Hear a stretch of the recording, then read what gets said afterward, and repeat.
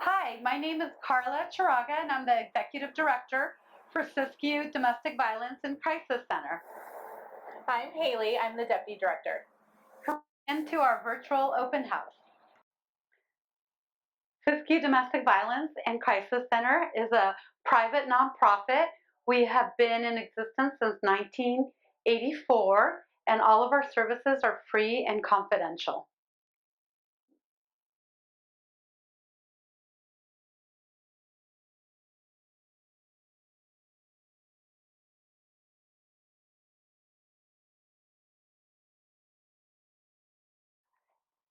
This is Carrie. She's our court advocate. So one of the things that we do is that we help people fill out restraining orders, and Carrie goes to court with them and accompanies them to help them through the process.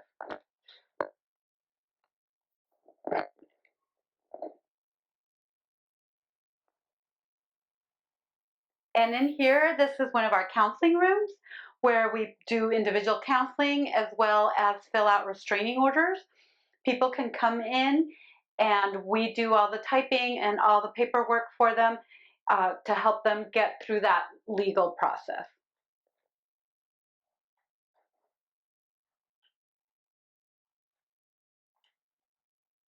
And as you could tell, we're kid friendly. And this is our second counseling room, and we have a clothes closet, which is being used right now.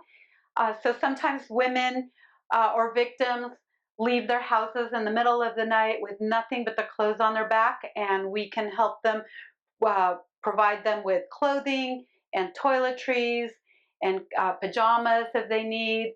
So kind of being there as a helping hand for them. And this is Nicole. She's our shelter manager.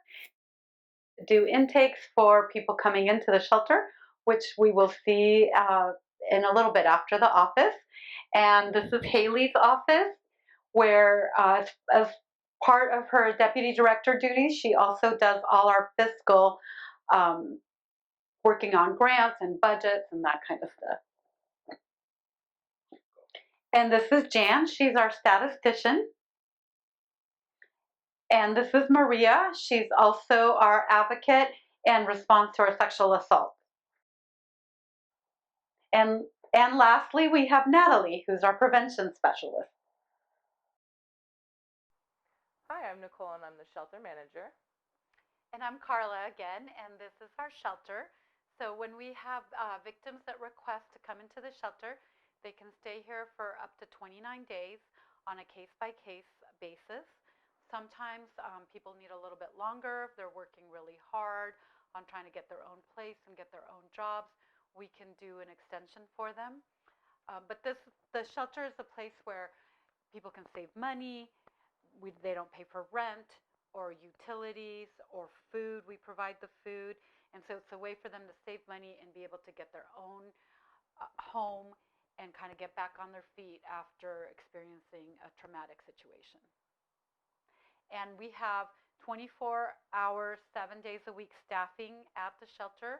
And we also have a toll-free hotline that is staffed 24 hours, 7 days a week. And that number is 1-877-842-4068.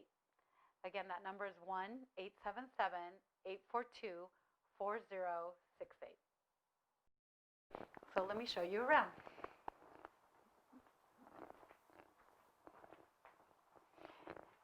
And this is our living room over here. We can have up to 15 people staying at the shelter, but that's pretty crowded. Right now with COVID, we're really limiting the space and the amount of people that we're having. We also have a kitchen, and people take turns cooking meals. We have different chores, and again, people are assigned different chores every week, and they take turns doing the chores. And I wanted to introduce two more of our shelter staff. This is Amanda, and she is one of our shelter advocates. And this is Alicia, and she's one of our shelter advocates. And Alicia also speaks Spanish.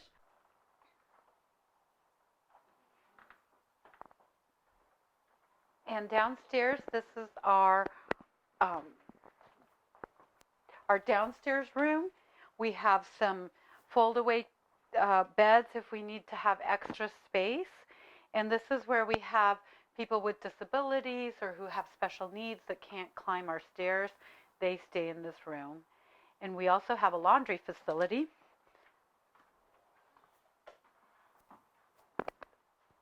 So people can do their laundry in here and take care of their clothes and, basically it's just like being at home. So this is our kitchen, and we have beautiful appliances. People come in here and cook dinner as families. Sometimes in the past we used to have them assigned to who would cook dinner every night, and it would be cooking for the whole house. But right now, during with the COVID-19, we're having everybody cook individually as family units. Doing different chores, they get rotated. This is our middle room. We tend to put single people in here, and we save the bigger rooms for families. Here, this is one of our biggest rooms. And so this would be like a family, and again, we can put extra beds in here if we need to for a bigger families. Sometimes, um, you know, they spill over to another room. And we have cribs for babies and toddlers. And then this is our last room. And again, we kind of save this one for families. You can see it's home. It doesn't look, it's not cots on the floor or a big warehouse. It's just a nice, cozy, comfortable home. Our appliances are brand new, state of the art. People can do their laundry here. Uh, we provide food. They don't have to pay for rent or electricity, utilities, cable. Everything's provided. In that way, a person can save money and hopefully be able to get their own place and kind of get their life back together after the trauma of being in a violent relationship.